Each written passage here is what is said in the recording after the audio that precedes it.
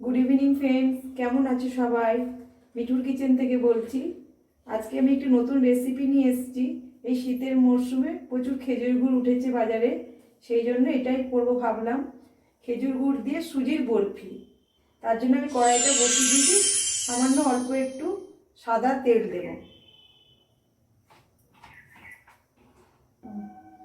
সাদা তেল দিয়েছি 1 চামচ, আর 1 চামচ ঘি দিয়ে দিলাম।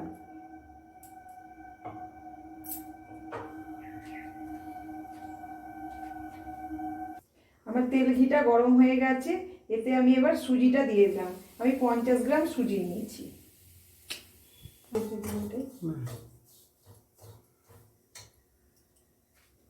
এবার সুজিটা ভালো করে এই ঘিয়ের সঙ্গে ভেজে নেব।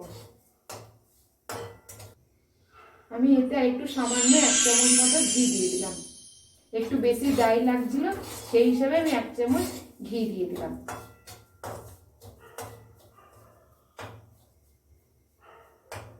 একটু ব্রাউন কালার মতন করে নেব। আমি এবার 500 গ্রাম দুধ গরম করে রেখেছি, সেটা দিয়ে দিলাম। সবটা একসঙ্গে দেবেন না, অল্প অল্প করে দুধটা দেব।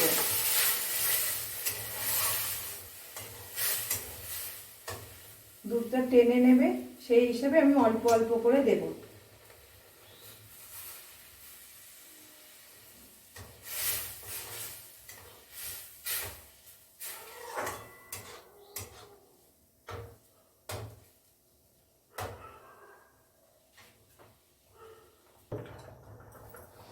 এবার আমি 100 গ্রাম মতন খেজুরের গুড় ভেঙে রেখেছি, সেটা দিয়ে দিলাম।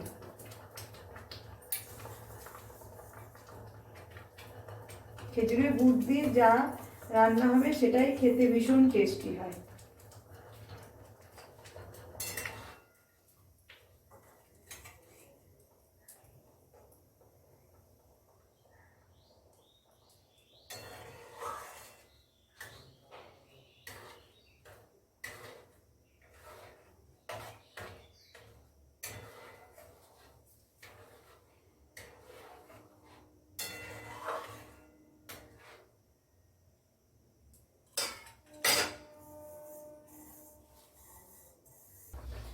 বন্ধুরা, আমার সুজির বরফিটা রেডি হয়ে গেছে। আমি ড্রাই ফ্রুটস ছড়িয়ে দেব। এবার এটা আমার হয়ে এসেছে, এবার আমি এটা নামিয়ে নেব। খেজুর গুড় দিয়ে করেছি বলে দেখুন কি দারুণ কালার এসেছে।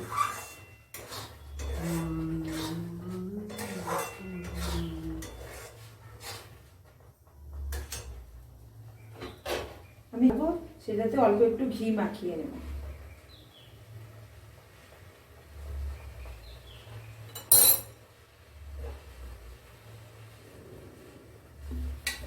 এতে আমি এই থালাটাতে একটু ঘি মাখিয়ে নিলাম,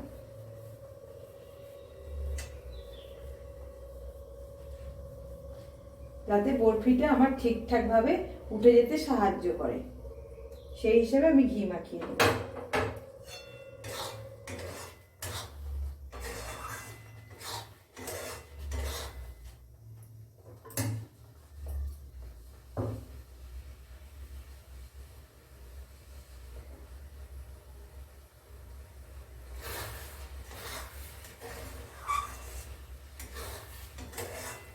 কড়াই থেকে উঠে আসছে, তার মানে এটা আমার হয়ে গেছে, রেডি হয়ে গেছে।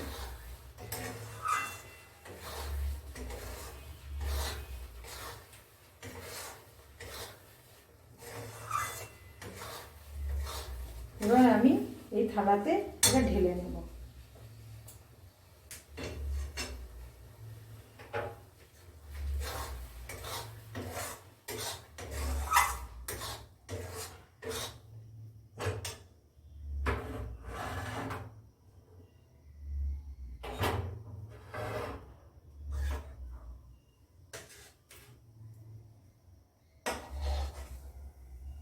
এটাকে সমানভাবে এটাকে ছড়িয়ে দেব, যাতে বরফির পিসগুলো কাটতে আমার সুবিধে হয়। খেজুর গুড় সুজির বরফিটা রেডি হয়ে গেছে। এবার আমি এর উপরে একটু পেস্তা ছড়িয়ে দেব। গ্রেটারের সাহায্যে আমি একটু ওপরে পেস্তা ছড়িয়ে দেব।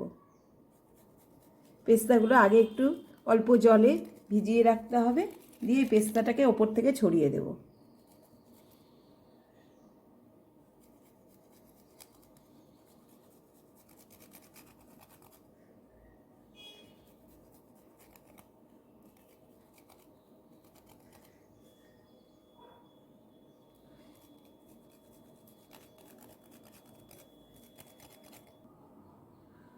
পেস্তা আমন্ড বাদাম ছড়িয়ে দিয়েছি, এবার আমি এই বরফি বরফি করে কেটে নেব।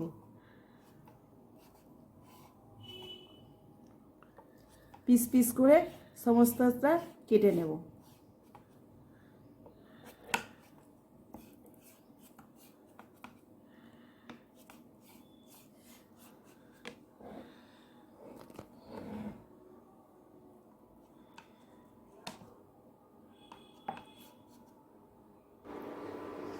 বন্ধুরা দেখো, আমার এই সুন্দর খেজুর গুড়ের সুজির বরফিটা রেডি হয়ে গেছে।